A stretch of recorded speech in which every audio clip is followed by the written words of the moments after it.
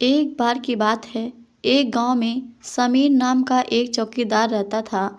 वह रात भर गांव की गलियों में लाठी लेकर घूमता रहता था।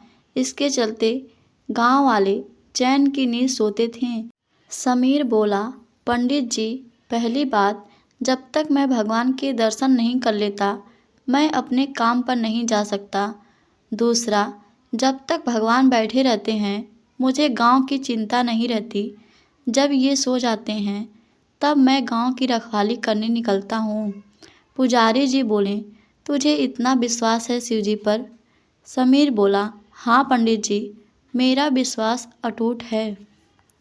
इसी तरह समय बीत रहा था।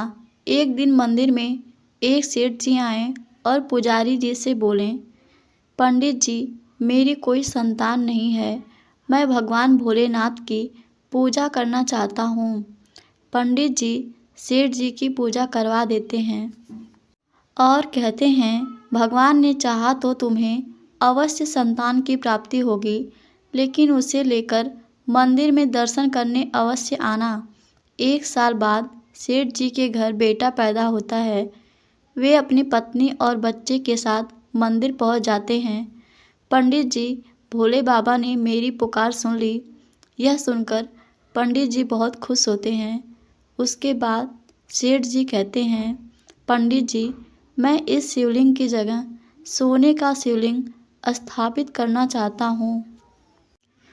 पंडित जी बोले, यह आप क्या कह रहे हैं सेठ जी? यह शिवलिंग बहुत पुराना है, हम इसे हटा नहीं सकते। और अगर आपने सोने का शिवलिंग स्थापित कर दिया तो इस खबर के फैलते ही शिवलिंग चोरी होने का खतरा बढ़ जाएगा। सेठ जी बोले, लेकिन पंडित जी, मैंने निर्णय कर लिया है, आप कोई उपाय बताइए। पंडित जी बोले, ठीक है, मैं गांव वालों से सलाह करके आपको बताऊंगा।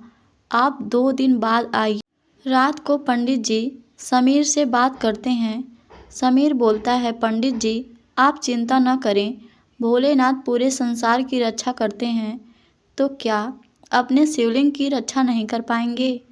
आप एक काम कीजिए, सेठ जी से कहिए, इस शिवलिंग को ही सोने से मढ़वा दे। इससे यह शिवलिंग सोने का दिखने लगेगा और इसे हटाना भी नहीं पड़ेगा। पंडित जी बोले, लेकिन चोरों की नज़र में तो यह सोने का शिवलिंग होगा, उन्हें थोड़ी पता होगा कि यह पत्थर का है। समीर बोला, आप उनकी चिंता मत कीजिए, सब भोलेनाथ पर छोड़ दीजिए। पंडित जी अगले दिन सेठ जी को सब बात बता देते हैं। सेठ जी शिवलिंग पर सोना लगाने का काम शुरू करवा देते हैं। 1 महीने में शिवलिंग सोने का दिखने लगता है। एक दिन पंडित जी समीर को बुलाते हैं। समीर, तुम्हारी बात मानकर मैंने सेठ जी से शिवलिंग पर सोना तो मढ़वा दिया, लेकिन रात को इसकी रखवाली तुम्हारे जिम्मे है। शिवम बोला, पंडित जी, वैसे तो मेरे रहते हुए पूरे गांव में चोरी नहीं हो सकती, लेकिन फिर भी मैं मंदिर का विशेष ध्यान रखूंगा। एक दिन रात को समीर मंदिर के पास से गुजर रहा था तो उसने देखा कि मंदिर के द्वार खुले हैं और एक आदमी शिवलिंग के पास कंबल ओढ़कर बैठा है। समीर उसके पास पहुंचा, बोला, तू कौन है और मंदिर का द्वार कैसे खोला? चोर है क्या तू? आदमी, नहीं, मैं चोर नहीं हूँ, मैं केवल यह सोना हटाना चाहता हूँ, तुम इस सोने को ले जाओ। समीर बोला, क्या मतलब? इस सोने को क्यों हटा रहे हो? आदमी, यह सोना तुम्हारे कारण लगा है, इसीलिए मैं चाहता हूँ कि यह सोना तुम ही ले जाओ। समीर बोला, आप कौन हैं और ऐसा क्यों बोल रहे हैं? तभी वह आदमी भगवान शिव के रूप में प्रकट हो जाता है। शिव जी बोले, मेरे और मेरे भक्तों के बीच यह सोने की दीवार खड़ी कर दी है। मेरे भक्त जो भी श्रद्धा से अर्पण करते थे, वे इस सोने पर ही रह जाता है, मुझ तक नहीं पहुंच पाता और न मेरे भक्त मेरे दर्शन कर पा रहे हैं। समीर यह सुनकर भगवान के पैरों में गिर जाता है। प्रभु, मुझे माफ़ कर दीजिए, मैं अज्ञानी समझ नहीं पाया, आज तक जल भी नहीं चढ़ा पाया।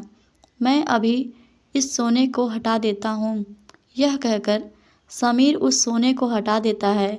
भगवान शिव उसे आशीर्वाद देकर अंतर ध्यान हो जाते हैं। सुबह जब मंदिर का दरवाज़ा खुलता है तो पंडित जी यह सब देखकर समीर से पूछते हैं। समीर उन्हें सारी बात बता देता है। पंडित जी उसी समय सेठ जी को बुलाते हैं। सेठ जी, भगवान मुझे माफ़ कर दीजिए, मुझसे बहुत बड़ी भूल हो गई। अपनी जिद के कारण मैंने आपकी पूजा में बाधा डाली। उस दिन से मंदिर में पहले की तरह पूजा होने लगी। शेर जी ने वह सोना गरीबों में दान कर दिया।